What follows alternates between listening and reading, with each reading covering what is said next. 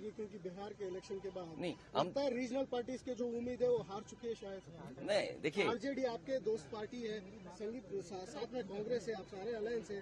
बिहार के इलेक्शन आपको कहीं लगता है कि रीजनल पार्टीज के बड़ा ठोस है?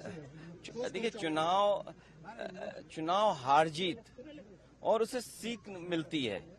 आप पॉपुलर हो सकते हैं, आपको वोट ज्यादा मिलेगा, लेकिन बीजेपी की जो मशीनरी है, बीजेपी का जो काम करने का तरीका है, बीजेपी जिन इश्यूज को लेकर के ग्रास रूट तक जाते हैं, मान लीजिए उन्होंने अब ये कहना शुरू किया है कि महिलाओं ने बहुत उन्हें वोट दिया है, विमेन वोट ज्यादा मिला है उनको, ये तो बताया जा सकता है, लेकिन आप 10,000 रुपए कब तक देंगे? आप सम्मान का जीवन नहीं देना चाहते हैं। अच्छा, उन महिलाओं को आप 10,000 दे रहे हो जिनके पति परिवार के लोग एक साथ नहीं रह सकते हैं। देखिए, दुख की बात यह है कि बिहार, यूपी वो स्टेट है जहाँ के सबसे ज्यादा लोग बाहर जाते हैं, वो अपने परिवार को छोड़ के जाते हैं। परिवार के साथ परिवार की तरह रहें, उसके लिए सरकार काम नहीं कर रही है। बस 10,000 रुपए दे करके वोट ले लिया, बाद में जैसे और स्टेटों में इन्होंने किया है कि नंबर्स कम कर देना है, बाद में नियम बना देंगे, रूल्स बना देंगे, बाद में पता लगा कि उतनी हमारी माता बहनों को मदद नहीं मिल रही। सेम महाराष्ट्र में और किसी स्टेट में इसी तरह का काम होता है। आप कैसे रीड करते हैं सर, क्योंकि काफी सालों से आप पॉलिटिक्स को देखते जा रहे हैं, बीजेपी का इस बेहतरीन विन कहा जा रहा है उनके तरफ से, एनडीए का बेहतरीन विन जेडीयू को, आप कैसे देखते हैं सर? नहीं, इतना सीट जीते हैं, 202 डबल सेंचुरी, हजम नहीं हो रहा।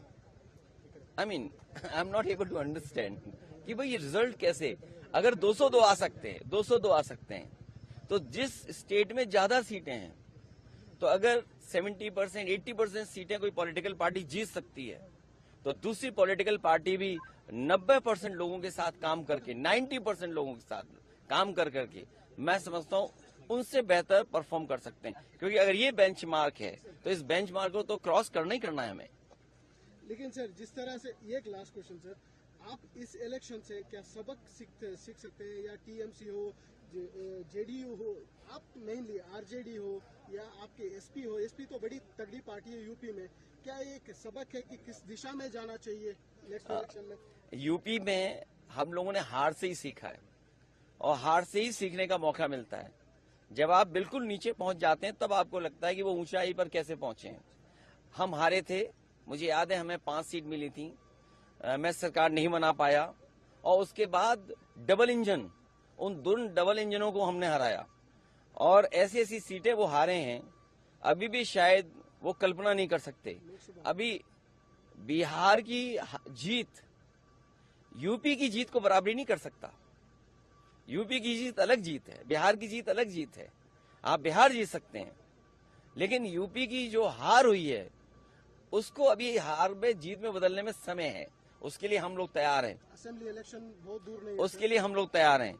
आज जब हम और आप मिल रहे हैं, हो सकता है कि अगर 11 जनवरी 2027, अगर 11 जनवरी 2027 को डिक्लेयर होता है इलेक्शन, तो आज हमारे पास 423-424 दिन है, और यूपी में 403 असेंबली है, तो हमारे पास 20 ही दिन तो स्पेयर में है। तो 20 ही दिन स्पेयर में, बाकी तो हमें काम ही करना है। सर, बेंगलुरु एक बड़ा उम्मीद लेके आए हैं, कैंपेन आपने शुरू किए हैं, क्या सोच रहे हैं सर? देखिए, ये जगह मैंने